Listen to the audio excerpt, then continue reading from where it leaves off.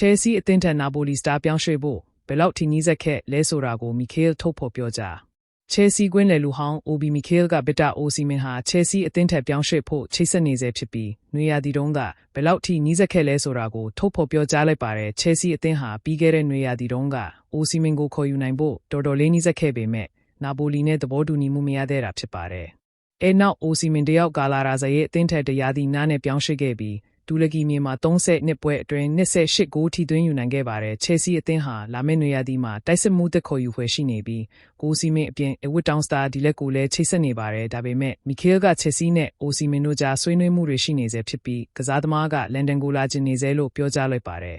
သူ့မှာရွေးချယ်စရာတွေရှိနေပါတယ်အခုတောင်သူနဲ့စကားပြောဆိုနေတာတွေရှိပါတယ်ကျွန်တော်အတွက်သူငယ်ကတည်းကအားပေးတဲ့အသင်းမှာကစားခွင့်မရတာဝမ်းနည်းစရာပါနားထောင်ပါကျွန်တော်အဲ့ဒါကိုဖြစ်လာဖို့မျှော်လင့်ခဲ့တာပါဘာလို့လဲဆိုတော့ကျွန်တော်အဖြစ်တွေကိုမြင်ခဲ့ပါတယ်ကောင်းမွန်တဲ့ဆွေးနွေးမှုတွေကိုမြင်ခဲ့ရပါတယ်ကစားသမားကလာစားချင်တာကိုလည်းမြင်ခဲ့ရပါတယ်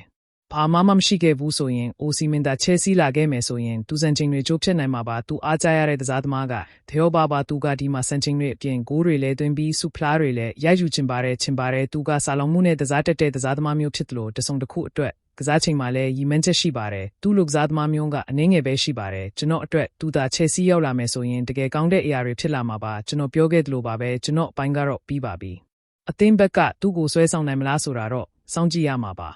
ကစားသမားမှာကရွေးချယ်စရာအများကြီးရှိပါတယ်သူနဲ့ချဲစီကန်ကောင်းပါစေလို့ဆုတောင်းပါတယ်ဒါပေမဲ့ကောင်းတဲ့အရာကကျွန်တော်တို့အတိအကျသိခဲ့ရတာကပြီးခဲ့တဲ့နွေရာသီတုန်းကဆွေးနွေးမှုရပ်တန့်ခဲ့ပါတယ်အဲ့ဒါကိုပြန်လဲစတင်နိုင်ပါတယ်ကစားသမားကိုရယူနိုင်ဖို့ကတိတ်မလိုတော့ပါဘူးဘာလို့လဲဆိုတော့ကျွန်တော်တို့ရပ်တန့်ခဲ့တဲ့နေရာကိုတီးတာကြောင့်ပါ